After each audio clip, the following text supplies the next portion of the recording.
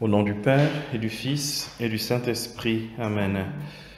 Seigneur, nous voulons nous exposer à l'œuvre de ta grâce et nous voulons accueillir avec amour ta parole, que ton Saint-Esprit puisse venir lui-même nous donner sagesse et intelligence et que nous puissions nous laisser enseigner par le témoignage du prophète Jérémie. Sois avec nous tout au long de ce jour et que ta parole porte du fruit dans nos vies. Au nom du Père et du Fils et du Saint-Esprit. Amen.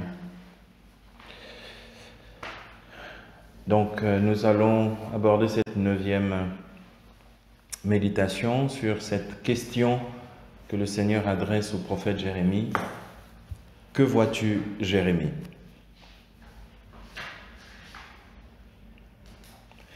C'est intéressant parce que habituellement c'est nous qui posons des questions à Dieu.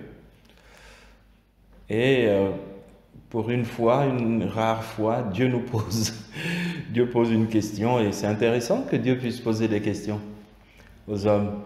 Ça montre une certaine la réalité d'une relation et le fait que Dieu attende quelque chose aussi de l'homme, c'est extraordinaire. Que vois-tu, Jérémie? La parole du Seigneur interroge le prophète afin de vérifier s'il est véritablement rentré dans sa vocation prophétique lorsque l'Éternel demande à Jérémie « Que vois-tu » Parce que Dieu lui a fait don, Dieu l'a qualifié, il lui a fait don de sa parole et Dieu veut maintenant vérifier si, oui ou non, le prophète est rentré dans sa vocation prophétique. Le Seigneur a pour ainsi dire accéléré l'apprentissage du prophète à travers plusieurs lieux où en lui faisant voir une réalité, il lui faisait découvrir, il lui fait découvrir toutes sortes de choses à la fois prophétiques et spirituelles. Et donc le Seigneur travaille à vérifier si le prophète est bien rentré dans son appel. Il semble que Jérémie soit un enfant à qui son père fait découvrir comment être attentif aux choses de la vie. On a presque l'impression que c'est Dieu fait découvrir au prophète comment justement être attentif aux choses de la vie, et dans ce cas-ci, comment découvrir les réalités spirituelles qu'accomplit le Seigneur.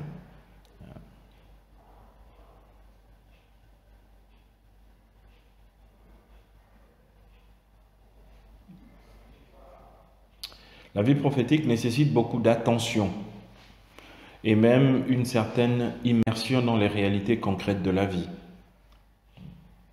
Contrairement à ce que l'on peut penser, on pense que le prophète a la tête dans le ciel, mais non, en fait, le prophète est doit réellement être immergé dans les réalités concrètes de la vie. En tout cas, c'est le cas pour Jérémie qui n'échappe pas du tout au réel. En effet, si la parole de Dieu que proclame le prophète doit être ajustée à la vie réelle, le prophète doit être un homme du réel et un homme du concret.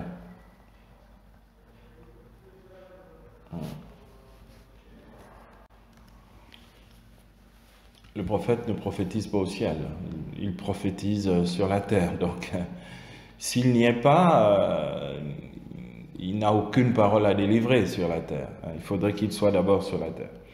Voilà pourquoi nous n'avons pas affaire ici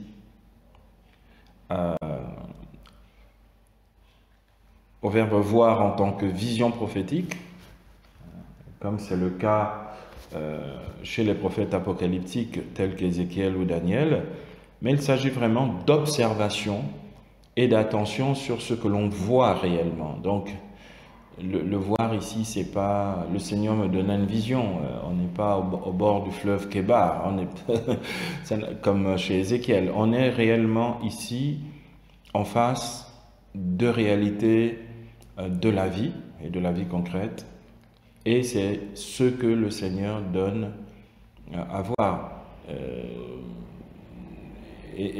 Jérémie doit voir un vase qui se casse, il doit voir la chute des tyrans, etc. C'est du concret. On n'est pas...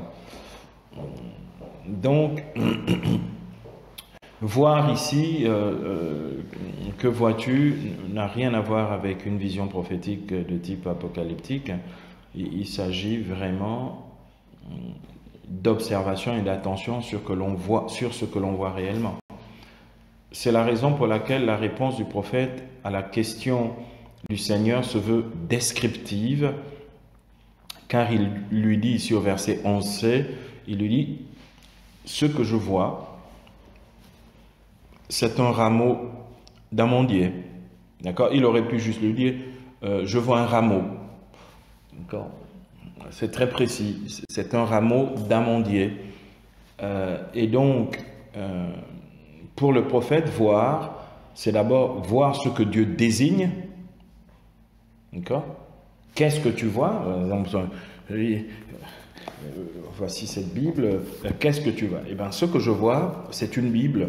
Je pourrais juste dire c'est une Bible, mais comme on est dans le descriptif, c'est une Bible ouverte au premier chapitre de Jérémie. Donc, c'est très descriptif. D'accord? Ce que je vois, c'est un rameau d'amandier. Donc, pour le prophète, voir, c'est d'abord voir ce que Dieu désigne. Autrement dit, c'est voir ce que Dieu lui fait voir.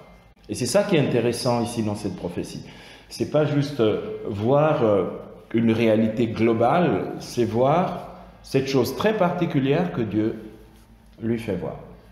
Aussi, dans le langage prophétique, on peut donc désormais dire que voir, c'est être attentif aux signes de Dieu. Quand on dit que nous sommes attentifs aux signes de Dieu, cela signifie que nous voyons ce que Dieu lui-même nous désigne. D'accord?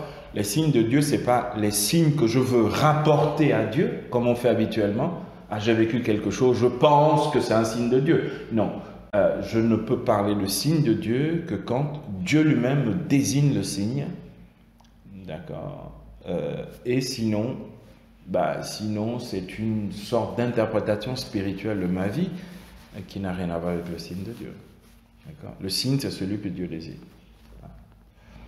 Alors, regardons au sens littéral. Petit a, donc sens littéral. Donc, le prophète voit ce que Dieu veut qu'il voie. Pour reprendre ce que nous venons de dire dans l'introduction. Alors, dans cette interrogation divine, le verbe employé pour dire voir est raha, qui dans sa polysémie signifie, donc c'est un verbe très concret, bon, on a affaire ici véritablement à l'hébreu, c'est-à-dire que c'est pas une abstraction, c'est pas purement conceptuel. Raha signifie observer, on peut même dire observer attentivement, d'accord? Autrement dit, examiner ou considérer quelque chose en s'impliquant dans l'observation. Pas une observation détachée de la chose, mais une observation dans laquelle on s'implique. Un peu comme quand on est en conversation avec quelqu'un, on fixe son regard, d'accord?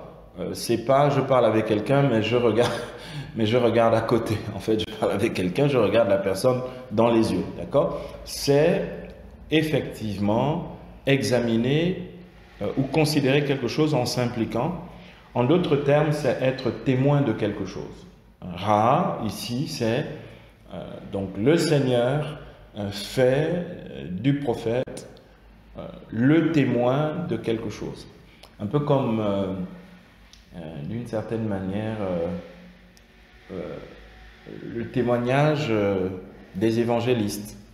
D'accord? Lorsque Matthieu écrit l'évangile, d'accord, il écrit l'évangile parce qu'il a été témoin oculaire. Luc, quand il écrit, Luc n'a pas été témoin oculaire, mais Luc va se rapporter au témoin oculaire et serviteur de la parole pour justement qu'il ait accès à ce témoignage de celui qui a vu, oculaire, donc des yeux. Donc, Ra, donc, montre bien que ce que Dieu attend du prophète, ici, lorsqu'il lui dit « Que vois-tu » c'est qu'un jour il puisse être témoin de ce qu'il a vu. Pas seulement « je vois, bon ok, c'est pas « qu'est-ce que tu aperçois ?» Je peux apercevoir des formes, hein? Non, c'est « qu'est-ce que tu vois ?» avec une implication personnelle, c'est-à-dire celle d'un témoin. Il s'agit d'une observation dans laquelle le témoin s'implique, car il doit prendre en grande considération ce qu'il examine. On n'est pas loin ici avec ce que Dieu dit, hein, le Ra'a, là, avec ce que Dieu demande au prophète. On n'est pas loin du regard scientifique ou du regard du chercheur. D'accord ? De celui qui observe dans un microscope, de celui qui doit tout voir et à qui la réalité ne peut pas échapper, parce que sinon on a cru voir et on a commencé à interpréter ce que l'on n'a pas bien vu. D'accord ? Finalement, bon, je veux pas, on est au sens littéral, je veux pas basculer dans la spiritualité, mais il doit voir un peu comme Dieu voit. Désolé pour la parenthèse. Donc ici, voir, c'est regarder avec une grande attention. On peut dire ça, d'accord? Regarder avec une grande attention. Moi, je trouve que pour nous, c'est important. Pour nous, c'est important parce que des fois, lorsqu'on a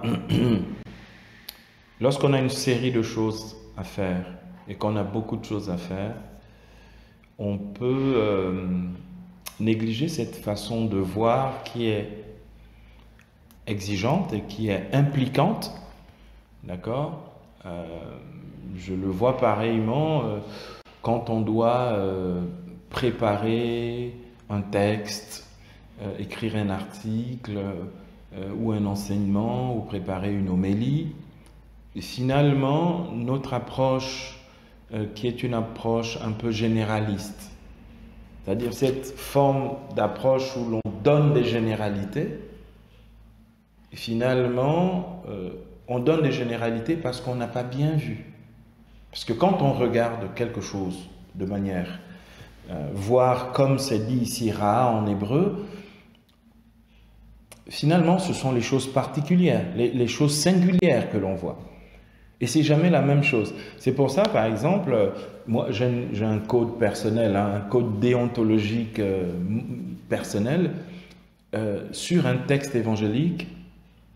Je fais l'effort de ne jamais, sur une péricope, jamais commenter deux fois le même verset.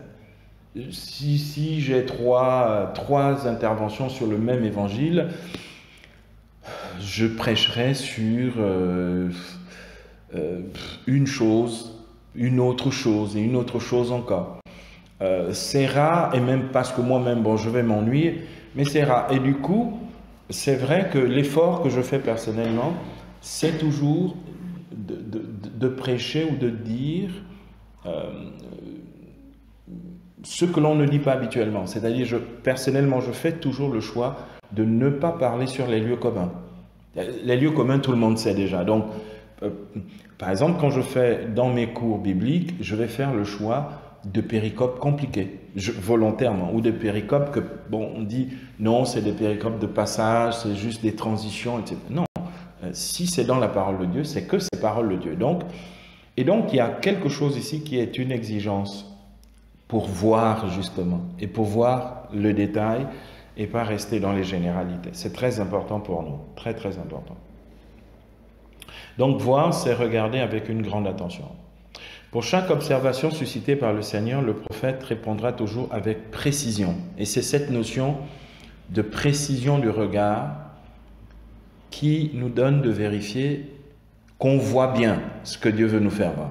Il ne suffit pas de voir, mais bien voir ce que Dieu fait voir. Dans la suite de la prophétie, de sa vocation, on lit quelques versets plus loin, dans Jérémie 1, 13, au verset 13,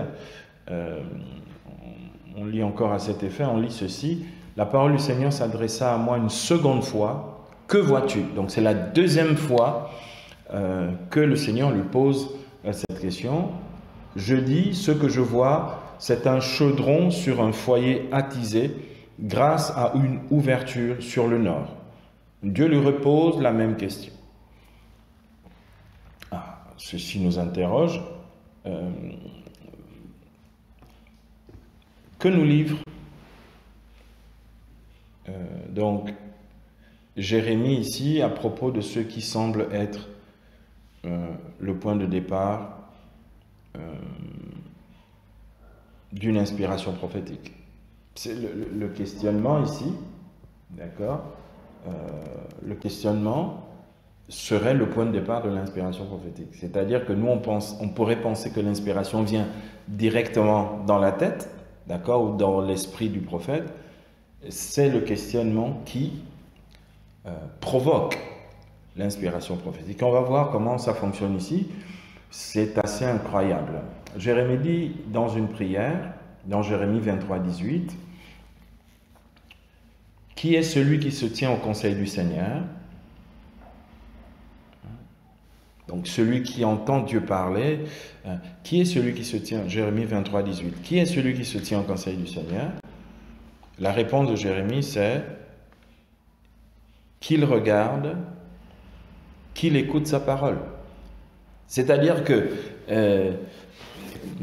pour entendre Dieu, il faut regarder, et c'est en regardant que l'on écoute sa parole. C'est-à-dire, c'est comme si le mécanisme de l'inspiration jérémienne vient de ce que Dieu désigne d'abord. Dieu désigne au prophète quelque chose.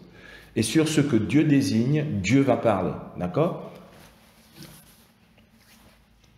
Donc pour entrer dans le conseil du Seigneur, c'est-à-dire pour se laisser instruire, et c'est ça l'inspiration, il faut regarder. Qui est celui qui se tient au conseil du Seigneur? Qu'il regarde et qu'il écoute sa parole. Donc pour écouter la parole, il faut regarder. Jérémie, que vois-tu? Celui qui se tient au conseil du Seigneur et qui se laisse instruire est celui qui regarde et qui écoute. D'accord?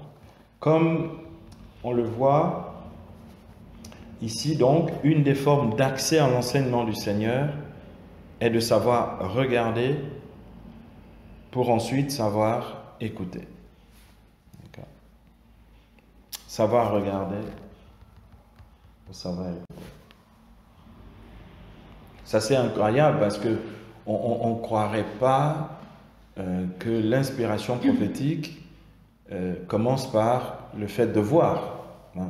Notre idée, c'est que l'inspiration prophétique est une invasion du Saint-Esprit qui saisit le prophète, il rentre en extase et là, il contemple ce que Dieu veut faire voir. On croirait ça. Or, ici, en fait, rien à voir avec ce transport, on va dire, de type charismatique et mystique pour pouvoir cueillir la pensée de Dieu. C'est vraiment voir tout ce qui bouge autour de soi. C'est extraordinaire. C'est une vraie découverte. Ceci étant dit, rare, c'est voir en vue d'une révélation. D'accord? C'est pas voir pour voir, c'est que ce que je vois m'apporte une révélation, car chaque questionnement du Seigneur, suivi de la réponse du prophète, se conclut par une révélation sous la forme d'une explication divine. C'est-à-dire, Dieu pose une question, c'est ça le mécanisme, le prophète répond, et ensuite Dieu enseigne sur la réponse. D'accord? C'est le mécanisme jérémien de la révélation. Par exemple, tout ce que nous venons de voir, la vue du roseau d'amandier était un signe de l'accomplissement certain de la parole de Dieu. Jérémie 1,12. Que vois-tu? Je vois un rameau d'amandier. Tu dis, tu as bien vu parce que je veille sur ma parole pour l'accomplir. D'accord?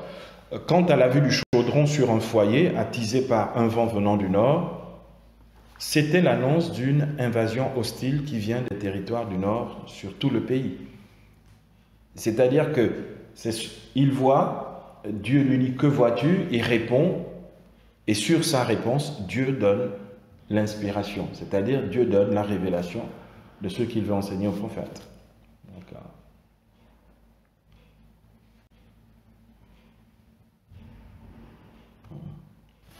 Alors, une troisième illustration pour... quand on a des occurrences multiples d'une même réalité, du coup, ça fait école. C'est-à-dire que tout d'un coup, ça devient quelque chose de référentiel. On peut se dire, ah ben oui, c'est comme dans la science, ceci, c'est un phénomène qui est récurrent. Quand un phénomène est récurrent, ben, il devient objet de science, dans le sens où ben, ce n'est pas un hasard, on ne suppose pas que c'est arrivé une fois. D'accord?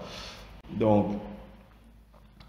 c'est le même procédé prophético-didactique, parce que du coup, ici, on est vraiment dans un procédé didactique. D'accord? C'est le même procédé prophético-didactique qui est mis en œuvre à propos de la vue des figues par le prophète Jérémie. Je vais donner cette dernière occurrence qui est très explicative dans Jérémie 24, les versets 3 à 6. Jérémie 24, 3 à 6. Donc un troisième lieu qui fait la démonstration de ce que l'on voit ici. Alors le Seigneur me dit, que vois-tu, Jérémie? Je répondis, des figues. Celles qui sont de bonne qualité sont très belles, et celles qui sont de mauvaise qualité sont très mauvaises, si mauvaises qu'elles sont immangeables. Alors la parole du Seigneur s'adressa à moi en ces termes, ainsi parle le Seigneur, Dieu d'Israël, comme on remarque les belles figues que voici, ainsi je considère avec complaisance les déportés de Juda que j'ai expulsés de ce lieu dans le pays des Chaldéens. Mon regard se pose sur eux avec complaisance, et je les ramènerai dans ce pays, je les édifierai, je ne les démolirai plus, je les planterai, je ne les déracinerai plus. Vous vous souvenez des mots que Dieu emploie pour dire à Jérémie, pour déraciner, planter, etc. Le déracinement, c'est bien sûr l'exil. Planter, c'est ramener sur le sol d'Israël. D'accord? Ces verbes-là, qui peuvent être des verbes qui font peur, mais en fait, ils métaphorisent l'action divine sur Israël. D'accord? Donc, on voit bien, c'est intéressant ici le verset 6, le dernier, mon regard se pose sur eux avec complaisance.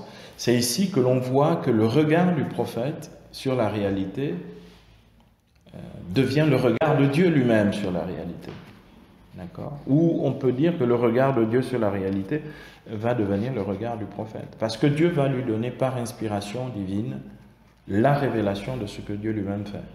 Donc, une question au prophète, la réponse du prophète, et ensuite la révélation prophétique, qui justement est à la base de l'inspiration prophétique. Très intéressant ce procédé chez le prophète Jérémie.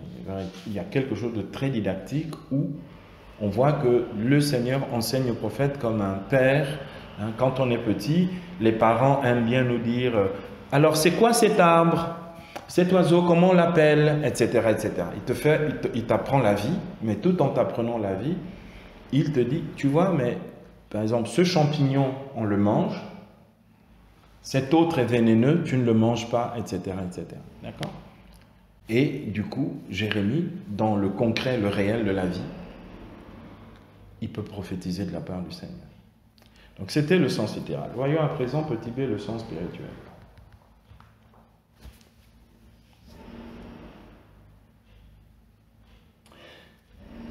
Je voudrais commencer, comme dans le sens spirituel, par un encouragement. En fait, il nous faut demander la grâce de voir pour comprendre. Il nous faut demander à Dieu la grâce de voir pour comprendre.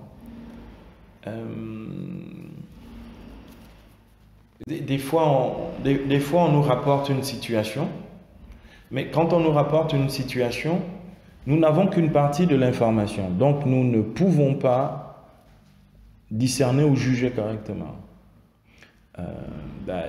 Il faut voir, il faut même tout voir pour comprendre. D'accord? Et dans la vie spirituelle, ça marche aussi. D'accord? Il nous faut demander la grâce de voir pour comprendre. Qu'est-ce à dire?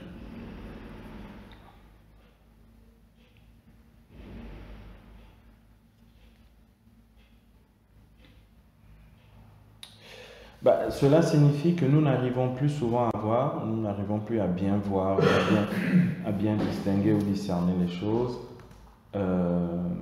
parce que nous croyons savoir. Nous avons comme ça une sorte de connaissance a priori, un peu cartésienne, qui font qu'en fait nous passons à côté de la réalité. Nous n'arrivons plus à voir parce que nous croyons, on va dire entre guillemets, tout savoir, ou savoir beaucoup de choses. La réalité n'est pas toujours répétitive comme le mythe de l'éternel retour, même s'il n'y a rien de nouveau sous le soleil, mais le nouveau que je vois n'est pas nécessairement ce que j'ai déjà vu. D'accord ? Donc, nous ne sommes plus attentifs à ce que Dieu lui-même veut nous faire voir, souvent. D'accord ? Je le vois même chez certains dans la vie prophétique. Il est difficile quelquefois pour des gens qui prophétisent depuis de nombreuses années. On rentre dans la prophétie, il y a un appel à la dimension psychologique. Des fois, on rentre dans des garanties et des sécurités psychologiques qui font que vous avez du répétitif dans l'exercice charismatique de la prophétie chez certaines personnes. Impression, mais ça c'est valable aussi dans la prédication. Parce qu'on ne voit plus. Je veux dire, si je prêche à Giulianova, c'est pas ce que je prêcherai à Paris, c'est pas ce que je prêcherai à Libreville. Je prêche en fonction de ce que je vois. Et donc,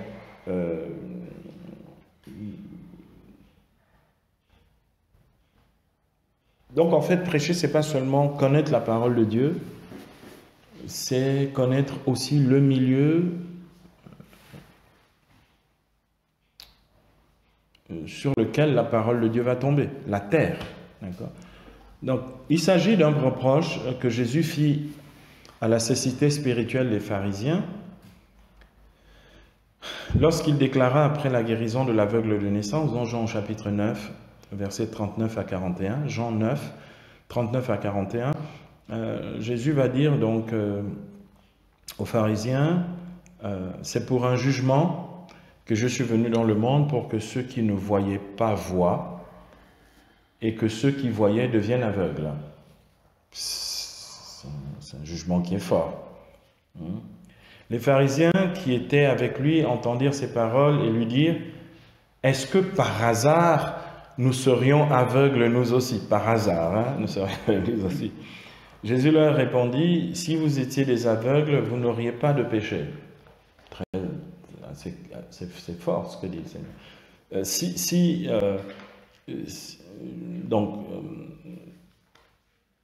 Si vous étiez des aveugles, vous n'auriez pas de péché. Mais à présent, vous dites, nous voyons, votre péché demeure.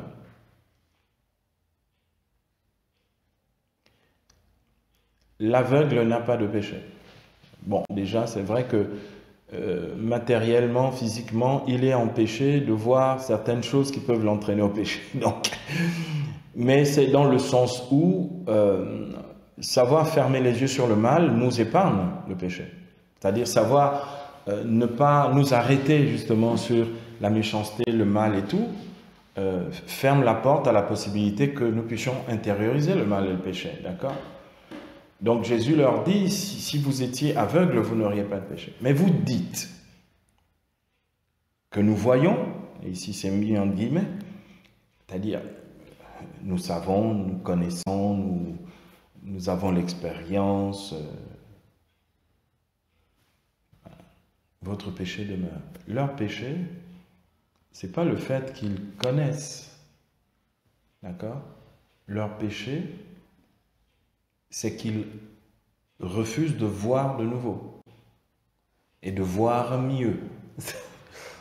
D'accord ? Je disais dès le premier jour, c'est le péché des prêtres, à qui, à partir d'un certain moment, on peut plus les enseigner. Mais c'est aussi le péché des enseignants, qui enseignent mais à qui on n'enseigne plus rien. C'est le péché des prédicateurs, qui prêchent de manière continue et à qui on ne peut plus rien prêcher. D'accord ? c'est quelquefois le péché du savant qui, du fait de sa science, pense qu'il est au-dessus de toutes les sciences et qui n'a plus rien à apprendre, etc., etc. Donc, on est dans l'aveuglement de croire que l'on sait. C'est ça l'aveuglement. D'accord?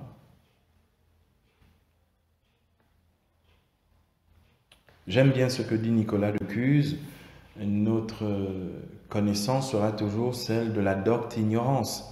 C'est-à-dire que nous savons sans savoir. C'est l'ironie socratique.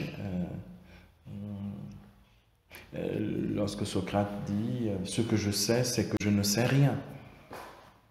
Ça devrait être l'attitude intellectuelle et même spirituelle la plus juste. Le prophète Jérémie disait à ses contemporains qui ne savaient pas lire les signes des temps au moment de la sécheresse qui a précédé la grande invasion du Nord, dans Jérémie 5, 21. Jérémie chapitre 5, verset 21. Le prophète disait « Écoutez donc ceci, peuple borné et sans cervelle. » D'accord? Ils ont des yeux et ne voient point, des oreilles et n'entendent pas. Un propos que l'on retrouve aussi chez Isaïe 6, versets 9 à 10, et que reprendra Jésus dans Matthieu 13, dans le discours parabolique, versets 13 à 15.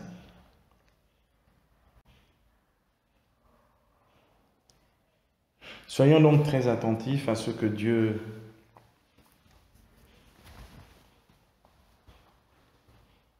nous fait voir,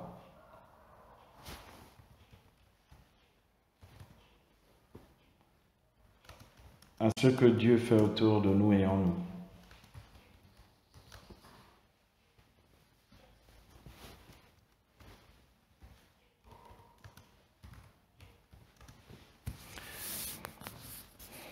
Parce que si nous voulons véritablement comprendre l'agir de Dieu, il nous faut apprendre à bien voir. Amen.